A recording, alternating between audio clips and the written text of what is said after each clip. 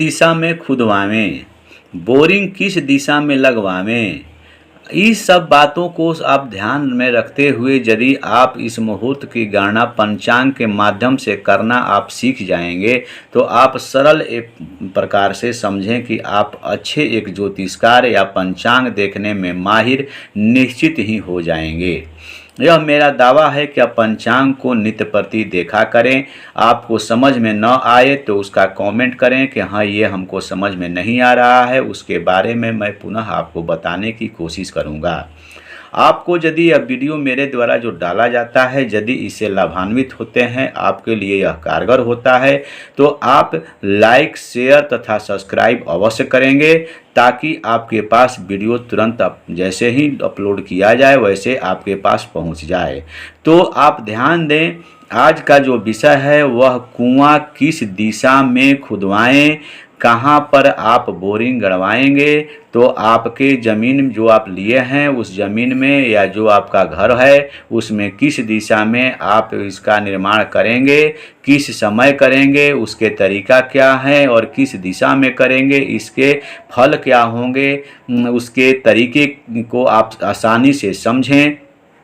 जैसे देखिए, कार्तिक शुक्ल पक्ष का यह एक पेज है, ऋषिकेश पंचांग मैं आप लोगों के सामने रखा हूँ। ऋषिकेश पंचांग में आप आसानी से देख समझ सकते हैं, जिसे मैं विधिवत रूप से बताता हूँ।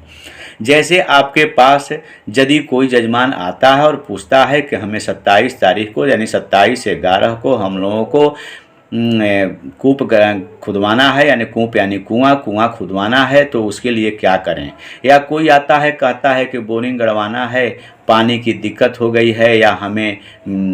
आवश्यकता है जिस कारण से बोरिंग गड़वाना चाहते हैं, तो ऐसी स्थिति में हमको एक मुहूर्त देकर बताएं कि किस दिशा में गड़वाएंगे तो हमको कैसा फल होगा, कैसा पानी मिलेगा, वहाँ पर पानी अच्छा है, मीठा है, खर्रा है कि पानी की कमी है, आप ज़रा देख करके विधिवत रूप से बताएं। तो इस पंचांग के माध्यम से आप कैसे बताएंगे। आप घबराएं नहीं, तुरंत इसका फल मिनटों में, आप चंद मिनटों में आप पता लगा करके और उस यजमान को बता सकते हैं और उसको संतुष्ट कर सकते हैं। तो इसी पेज में देखिए, यहाँ पर 27 तारीख दिया हुआ है, 27 नवंबर का यह पक्ष है। यहाँ पर 27 नवंबर को यहाँ देख लीजिए कि यहाँ पर स्पष्ट रूप से आप देखेंगे तो यहाँ पर पूर्णिमा तिथि है, सोमवार दिन है,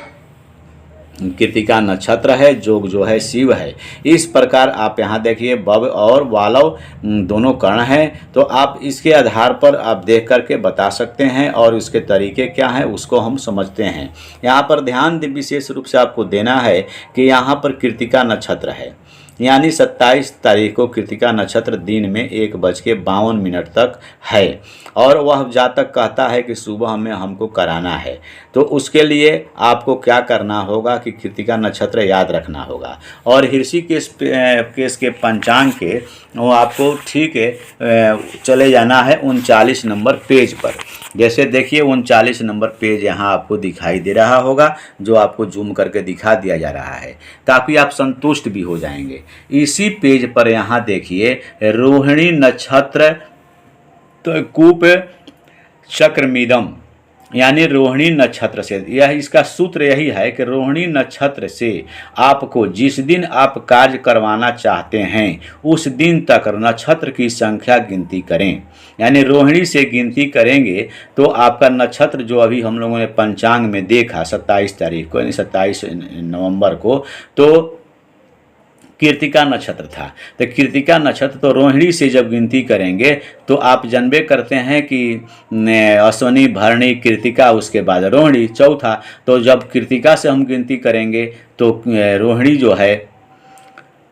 रोहिणी से गिनती करना है, सॉरी रोहिणी से गिनती करेंगे तो कृतिका हमारा 27वां नक्षत्र हो जाएगा। अब इसके नीचे जो ये चार्ट बनाया हुआ है इस चार्ट पर हम लोग को ध्यान देना है कि हमको 27 नक्षत्र प्राप्त होकर आ गया कि 27वां नक्षत्र 27 संख्या हो रहा है, तो 27वां नक्षत्र हो गया आपको कृतिका, तो यानी 27 संख्या हुआ, तो 27वां नक्षत्र इसमें गिनती करना है कहाँ से, तो रोहिणी से। तो रोहिणी से जब गिनती करेंगे तो यहाँ पर 27वां नक्षत्र हमारा कृत्तिका हुआ। तो कृत्तिका के बाद अश्वनी, भरणी, कृत्तिका, रोहिणी, मृगशिरा, आद्रा। रोहिणी, मृगशिरा और आद्रा ये 3 नक्षत्र यदि पड़ता है तो वैसी स्थिति में जो फल आपका आता है, 3 नक्षत्र की संख्या ये तीनों यदि आता है तो आप उस यजमान को कहें कि आप अपने ज़मीन के मध्य भाग में यदि आप कुआं खुदवाते हैं, बोरिंग गड़वाते हैं, तो आपको वहाँ पर मीठा पानी मिलेगा, मीठे स्वाद वाले पानी मिलेंगे, यानी अच्छा मधुर स्वाद का पानी मिलेगा। अब यहाँ पर उसके आगे 3 नक्षत्र और गिनती करें, तो अब उसे यदि आता है तो जब गिनती करने पर जब 3 नक्षत्र आएगा तो उसमें बोलें कि पूरब दिशा में यदि आप आज के दिन पूरब दिशा में आप यदि कुआं खुदवाते हैं तो वहाँ पर निर्जल पानी मिलेगा, वहाँ पर पानी का अभाव है। अगले 3 नक्षत्र में यदि जोड़ने पर आता है, यानी रोहिणी से दिन नक्षत्र तक यदि जोड़ने पर आता है वो नक्षत्र, तो उसमें संख्या जब आता है तो समझ कहें कि अग्नि कुंड में आप खुदवाएं, आपको आंसू जलम मिलेगा, वहाँ पर जल मिलेगा, थोड़ा सा कम स्वाद का मिलेगा, इस प्रकार का बताएं। यदि अगला 3 नक्षत्र आए तो आप बोलें कि दक्षिण दिशा में खुदवाने का आज मुहूर्त बन रहा है, दक्षिण में आपके लिए शुभ नहीं है, वहाँ पर पानी की अभाव है। आगे 3 नक्षत्र जब करते हैं तो नैऋत्य कोण में उसे सुझाव दें कि नैऋत्य दिशा आपके लिए शुभ है, जहाँ पर आपको अमृत जैसा जल प्राप्त होगा। फिर अगला 3 नक्षत्र यदि सब पड़े यानी गिनती करें तो ऐसे पश्चिम दिशा में खुदवाने के लिए बोलें जहां निर्मल जल मिलेगा। अगला 3 नक्षत्र में आए संख्या आए तो जोड़ते जाएं, 3, 3, 6, 3, 9, 3, 12, 3, 15, 3, 18, 3, 21, यानी 18 से 18 के बाद 19, 20 और 21,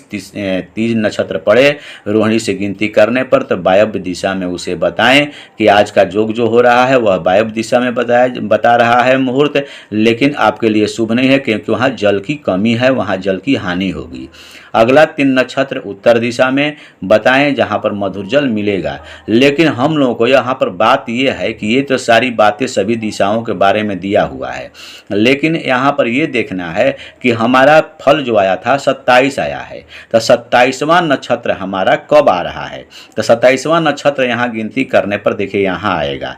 तो यहाँ जब आएगा तो 27वां नक्षत्र का फल आज का मिल रहा है, जिस दिन हम लोग 27 नवंबर को कुआं खुदवाना चाहते हैं तो ईशान कोण में बताएंगे, जो कि वहाँ ईशान कोण में खुदवाने का मुहूर्त है, परंतु वहाँ पर क्षार जल मिलेगा, अर्थात वहाँ पर खर्रा जल की प्राप्ति होगी। इसलिए आप उस दिन न बता करके जिस दिन आपको मधुर निर्मल जल, अमृत जल,